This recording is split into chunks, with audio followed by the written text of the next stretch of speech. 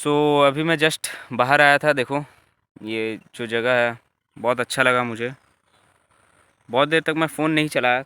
अभी मैं साइकिल के कैरियर पर बैठा हूँ तो बहुत अच्छा लग रहा है इस जगह में। अभी फ़ोन नहीं चलाया, अभी फ़ोन चलाया और कुछ कुछ दिमाग में चल रहा था। इससे पहले मैं देखो उधर घास वगैरह है ना, उस घासों को मैं अभी देख रहा था, बस बहुत देर तक देख रहा था। कुछ अनुभव करने की कोशिश कर रहा था। जैसे ही इस जगह में आया ना तो मैं सोच रहा था यार मैं घर में तो अलग ही सोच रहा हूँ और बाहर में आके मेरा दिमाग का पैटर्न अलग ही हो जा रहा है। और देखो हम बाहर आते हैं ना तो हम अपनी कॉन्शियसनेस को थोड़ा डाइवर्ट कर देते हैं। मतलब हमें ऐसा लगता है कि दुनिया देखने के लिए बहुत कुछ है दुनिया में। एक जगह में हम जैसे ही रहते हैं, मान लेते हैं घर में हम रहते हैं, तो हमें ऐसा लगता है बस यही चीज़ है, यही दुनिया है, यही ज़िंदगी है। और उस समय जब हम सोशल मीडिया चलाते हैं तब तो हमारे दिमाग में ऐसा लगता है बस अरे यही चीज़ है, यही दुनिया है। लेकिन बाहर में जैसे ही आप आओगे तो आपका कॉन्शियसनेस डाइवर्ट हो जाता है, आप उस प्लेस से निकल जाते हो। ये चीज़ होता है। और गलत नहीं है, इसमें कोई गलती भी नहीं है और ये चीज़ सही भी नहीं है। क्योंकि हम जब घर में ही रहते हैं ना और जब आप स्पिरिचुअल प्रैक्टिसेस वगैरह ये सब चीज़ करते हो, अध्यात्म के मार्ग में बढ़ते हो तो यूनिवर्स बहुत ज़्यादा टेस्ट लेता है। सारी चीज़ों में टेस्ट लेता है। आप अकेले रहोगे उतना ज़्यादा टेस्ट होगा आपका। और जो भी चीज़ हो रहा है आपके लाइफ में वो एक चीज़ यूनिवर्स का टेस्ट ही है, कह सकते हो। जो भी चीज़ हो रहा है सारी चीज़ टेस्ट हैं यूनिवर्स का।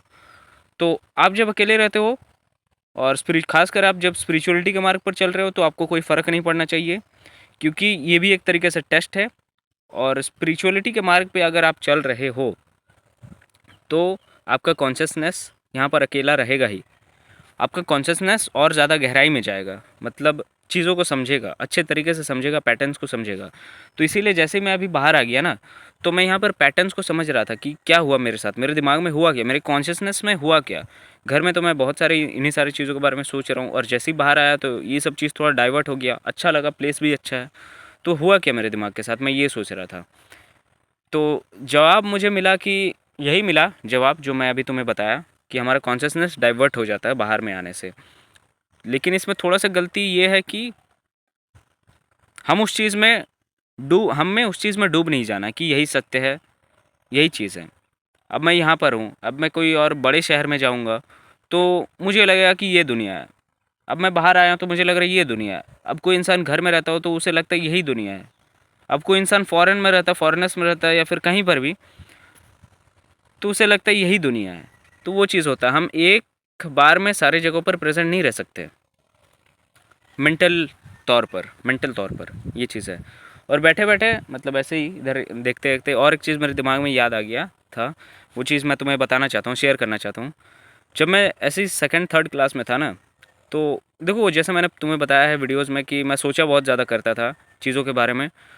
तो एक चीज़ मैंने वीडियो में भी बताया है कि बच्चों को ज़्यादा चांस है जल्दी आत्मज्ञान होने का एज़ कम्पेयर टू बड़े। बड़ों का उतना जल्दी आत्मज्ञान का अनुभव नहीं हो सकता, क्योंकि वो एक्सपीरियंस को, वो अपने कॉन्शियसनेस को थोड़ा बढ़ा चुके हैं। तो ये चीज़ ढक जाता है। और बच्चे जब सवाल करते हैं ना, क्योंकि वो तुरंत पैदा हुए हैं, तुरंत अंडे से फूट के आए हैं, तो वो जब सवाल करते हैं तो उन सारे सवालों का जवाब मतलब उनके लिए बहुत ज़्यादा महत्व होता है। जब उन्हें जवाब नहीं मिलता तब वो भटकते हैं। और जब भटकने जाते हैं तब ये सारे सवाल गायब हो जाते हैं। तो मेरे साथ ऐसा चीज़ हो रहा था ना उस समय, मतलब उस वक्त मैं जैसे ये वीडियोस में बताया था कि मैं आईने के सामने जाता था और बोलता था। तो एक आध बार जब हुआ तब उसके बाद से मतलब एक अलग अलग ही अनुभव जो मैंने बताया है कि वो अनुभव ही अलग हुआ था जो मेरे साथ। और उसके बाद से मैंने ये चीज़ सोच लिया था कि अब मैं आईने के सामने हर बार जाऊँगा और हर बार ये अनुभव करने की कोशिश करूँगा जो ये चीज़ अनुभव मेरा थोड़ा सा हुआ। उस समय तो मुझे नहीं पता था ये क्या है, लेकिन अब मुझे ऐसा लगता है जब मैं सोचता हूँ उस पलों के बारे में। बेसिकली मुझे सत्य का पता चल रहा था, मेरा ईगो डिस्ट्रॉय हो रहा था, मैं सही में खुद को पहचान रहा था। ये शरीर को नहीं, मेरे ब्रेन को नहीं, मेरे थॉट्स को नहीं, खुद को, जो मेरा एकदम अपना है, एकदम अपना है। मुझे ऐसा लग रहा था मैं सारी चीज़ों से मुक्त हो रहा हूँ, ऐसा कुछ। वो आत्मज्ञान का अनुभव, सत्य का अनुभव एक तरीके से। तो मुझे याद है वो चीज़, वो दिन कि मतलब वो जब मैं शीशे के सामने जाके बात किया करता था तो उस वक्त जब अनुभव हुआ करते थे, तो मैं ऐसा बोल रहा था कि अब ये अनुभव को जो भी हुआ 1 सेकंड के लिए, कुछ मिली सेकंड के लिए, 2 सेकंड के लिए या फिर 1 सेकंड के लिए कह सकते हो, इस अनुभव को और करूँगा, ऐसा मैंने बोला था, मुझे अभी याद आया और सोच रहा था मैं, तब मैं सोचा यार इसीलिए बच्चों का जल्दी हो सकता है, आत्मज्ञान का जो अनुभव है ना बहुत जल्दी हो सकता है एज़ कम्पेयर टू बड़े लोग। तो बहुत सारे लोग यहाँ पर ये भी सवाल कर सकते हैं कि बच्चों का ही अगर आत्मज्ञान हो जाए तो भविष्य के क्या होगा, मतलब दुनिया आगे कैसे बढ़ेगा, मतलब चीज़ों के बारे में सोचेंगे कैसे यार, इन्वेंशंस कैसे होगा, डिस्कवरीज कैसे होगा, ठीक है, मतलब पढ़ाई में पढ़ाई कौन करेगा, देश को कौन संभालेगा।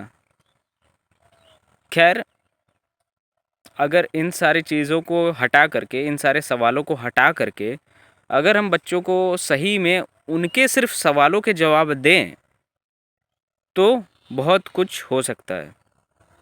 जो भी सवाल उनके दिमाग में आए बस टाले ना, उनके जो भी सवाल दिमाग में है और खुला बोल पाए, कुछ भी सवाल, कोई भी गंदा से गंदा सवाल, अच्छा से अच्छा सवाल, फ़र्क नहीं पड़ता, कैसा भी सवाल उनके दिमाग में आए, क्योंकि उनका मन है और मन चाह रहा है, मन ये भी चाहता है कि सवालों की बौछार कर दूं, जो भी सवाल आए दिमाग में सवाल देते रहूं क्योंकि मुझे जवाब मिल रहा है।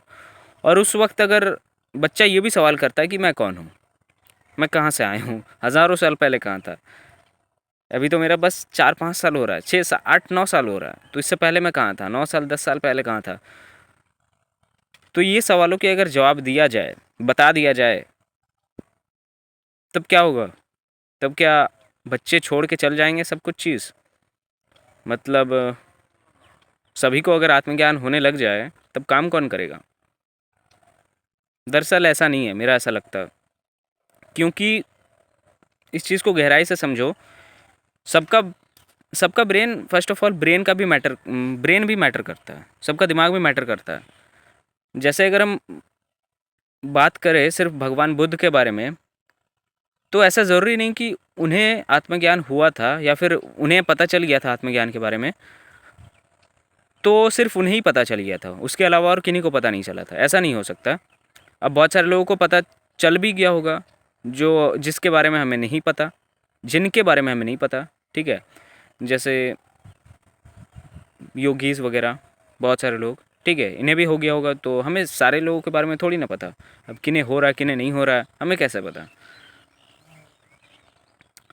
तो बुद्ध फेमस क्यों हुए, क्योंकि उन्होंने प्रचार किया, उन्होंने जो आत्मज्ञान हासिल किया उन सारी चीज़ों को वो बांटे, इसलिए वो फेमस हुए, इसलिए उन्हें मतलब उनको सारे लोग जाने। यही चीज़ है। तो अगर किसी इंसान को अगर आत्मज्ञान हो जाए तो ऐसा नहीं कि वो सब कुछ छोड़ छाड़ के ही चल जाए, ये भी कर सकता है कि वो कंट्रीज़ को कुछ सर्व कर सकता है, खुद का एक अपना कुछ टारगेट बना सकता है कि मेरे यही लक्ष्य है, इसीलिए परमात्मा ने मुझे पैदा किया है, अब इसी काम में आगे बढ़ना है। ये भी हो सकता है, ये भी हो सकता है कि वो सब कुछ छोड़ दे, कुछ बोले ही ना। बुद्ध को जैसा हुआ था, जैसे उनको आत्मज्ञान का अनुभव हुआ था, उन्होंने कुछ बोला ही नहीं था, कुछ बोला ही नहीं था, शब्द ही नहीं निकले थे उनके मुख से, लेकिन उनको शब्द निकालना पड़ा। उनको ऐसा फील हुआ कि बोलना पड़ेगा, क्योंकि अगर मैं नहीं बोलूँगा तब संसार को मैसेज क्या जाएगा फिर। मैं तुम्हें ये नहीं बोल रहा हूँ कि तुम काम वगैरह छोड़ के सत्य की खोज में निकल जाओ, आत्मज्ञान पाने की खोज में निकल जाओ, एनलाइटनमेंट की तरह बढ़ो। वो स्टेट हमारे अंदर ऑलरेडी प्रेजेंट है, फर्स्ट ऑफ ऑल हमें पहचानना है बस। और देखो हम कृष्ण जैसा क्यों नहीं बन रहे हैं, वही तो है ना इम्पोर्टेंट, हम कृष्ण जैसा क्यों नहीं बन रहे हैं, वो भी तो समाधि के स्टेट में है, हम वो क्यों नहीं बोल रहे हैं, वो भी तो एक तरीके से समाधि के स्टेट में ही है ना, उस चीज़ को तो भी तो समझो, वो चीज़ भी बोलो, वो भी तो निष्काम भाव से काम कर रहे हैं, ठीक है, वो उस चीज़ को समझो। वो महाभारत में एक इम्पॉर्टेंट रोल प्ले किए, सारथी थे, लेकिन वो ना होते तो महाभारत ना होता, ये भी है। कोई एक भी अगर मिसिंग रहता तो महाभारत नहीं होता, ये भी हो सकता है। तो कृष्ण का भी रोल बहुत ज़्यादा इम्पोर्टेंट रहा, वो हमेशा समाधि के स्टेट में ही थे, ये चीज़ को भी पकड़ो, ध्यान दो इस चीज़ में, और उसी के साथ वो काम किए। तो हम ऐसा कैसे बोल सकते हैं कि अगर किसी इंसान को, किसी एक बच्चे को अगर आत्मज्ञान का अनुभव होता है या फिर सत्य का पता चलता है, तो वो सारी चीज़ों को छोड़ देगा। ऐसा कैसे हो सकता है? कैसे हो सकता है? एक चीज़ हो सकता है कि चलो उसको अनुभव हो गया, चीज़ों के बारे में पता चल गया बहुत ही यंग एज में, 8-10 साल का लड़का को भी पता चल सकता है, इस चीज़ के बारे में अनुभव हो सकता है। तो वो जो 2 चीज़ करेगा, या तो सब चीज़ छोड़ देगा या फिर ज्ञान अर्जित करेगा, लोगों को पढ़ेगा कि उसके जैसे लोग और भी पास्ट में हुए हैं, वो जो टारगेट को चेस किए, मैं भी उस टारगेट को चेस करूँगा। ये भी हो सकता है कि उनको जो अनुभव हुआ था वो मुझे हुआ, ठीक है, लेकिन वो कुछ और भी काम किए, समाज में भी कुछ कंट्रीब्यूट किए, वैसा भी मैं कर सकता हूँ। तो ऐसा ज़रूरी नहीं कि किसी इंसान को आत्मज्ञान हो जाता है तो वो सिर्फ छोड़ के ही चल जाएगा समाज को, ऐसा ज़रूरी नहीं है, ठीक है। वो काम पे भी फोकस कर सकता है, अपने कर्म पे भी ध्यान दे सकता है।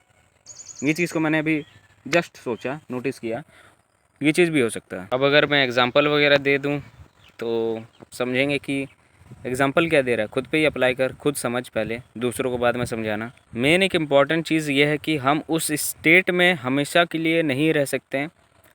थोड़ा सा मुश्किल है, लेकिन हमेशा उस स्टेट में रहा थोड़ा मतलब पॉसिबल नहीं है। हम भटकते भी रहते हैं, फिर अपने आप को कंट्रोल करते हैं। ब्रेन में एक थॉट ही आता, कह सकते हो, उस थॉट के ज़रिए हम खुद को कंट्रोल फिर से कर लेते हैं। तो लेकिन प्रैक्टिस से हो जाएगा, ये चीज़ प्रैक्टिस से होगा, ठीक है। अगर ये चीज़ बार बार होने लगे, क्योंकि अंदर भी एक इनफाइनाइट रास्ता है, मतलब अंतहीन खोज, ये भी मतलब रुकने वाला नहीं है, ये भी अंतहीन खोज है, मुझे ऐसा लगता है। ये भी लंबा समय है, इसमें भी लंबा समय लगेगा, ऐसा नहीं कि तुरंत हो जाएगा। ये चीज़ मुझे ऐसा लगता है। नथिंगलेस, टू बिकम नथिंगलेस, कुछ नहीं, कुछ नहीं से ही सब बना है। बहुत गहरा चीज़ है यार। खैर चलो बाय, मिलते हैं। देख लो एक बार व्यू।